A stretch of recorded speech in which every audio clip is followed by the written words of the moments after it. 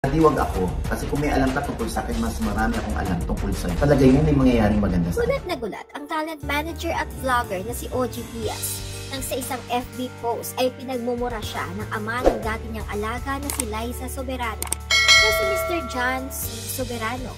Bukod dito ay nagbanta rin ito na magla-live at may isisiwalat umano tungkol sa mga nalalaman niya kay OG Diaz na tila ba ay nagbabanta ito.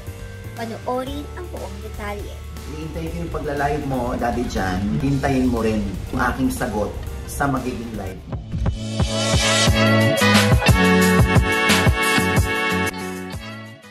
Nitong December 6 ng gabi ay tinalakay ni na OG Diaz sa kanilang YouTube channel ang ginawang pagmumura sa kanila nila Christopher Min ng ama ni Liza Soberano na si John.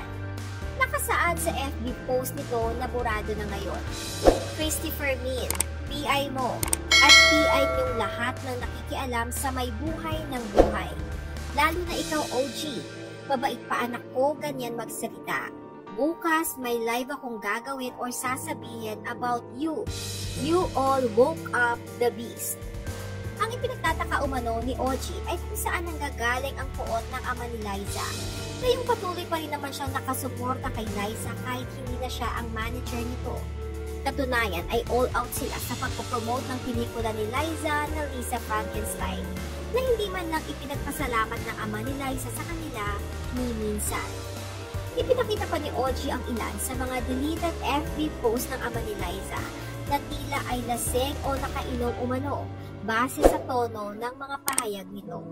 They're too F much. Bakit hindi na lang kayong dalawa ang magtirahan? I-add nyo followers nyo, di ba mas bongga para may makain kayo? Don't forget, malapit na Christmas. OGD, bumalik ka na lang ng pagtinda ng turon. Para yung bunganga mo, hindi putak ng putak about other people's business. Ang isigaw mo na lang is turon, lumpia. Di ba dyan ka rin nag-umpisa? Buwelta ni OG, bakit naman ganun daddy?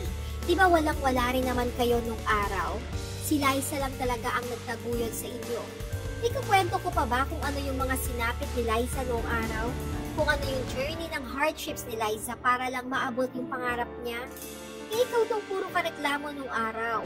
Kung sinunod ka namin, palagay mo may mangyayaring maganda sa anak mo? Dagdag pa ni OG, Daddy, wag ako. Kasi kung may alam ka tungkol sa akin, mas marami akong alam tungkol sa'yo. Kung gusto mo lang na magbulat-latan tayo dito. Payo naman ni OG kay John, hindi maganda yung mga pinagsasabi dito sa FB at malamang ay maging si Liza na anak niya ay naiirita sa pinagagagawa ng sariling ama. Kung may sama daw ito ng loob ay sana sabihin na lang ng personal para makahingi si OG ng sorry sa kanya at makapagpaliwanag. Sa ngayon ay nagdadalang hati pa ang mundo ng showbiz sa paghihiwalay ng Kathniel at ipinagtataka nila ay bakit umano sinisingitan ito ng ama ni Liza ng mga pagmumura kayong wala namang balita tungkol sa anak niyang si Liza. Ang tanong ngayon ng netizens, saan nanggagaling ang puot ng ama ni Liza Soberano kina Christopher Min at OG Diaz? Kayong wala namang balita ngayon tungkol sa anak niyang si Liza. Kung kayo ang ama ni Liza Soberano, magiging happy ba kayo sa tinatakbo ng career ngayon ni Liza na wala na ito sa poder ni OG Diaz? Share your thoughts below.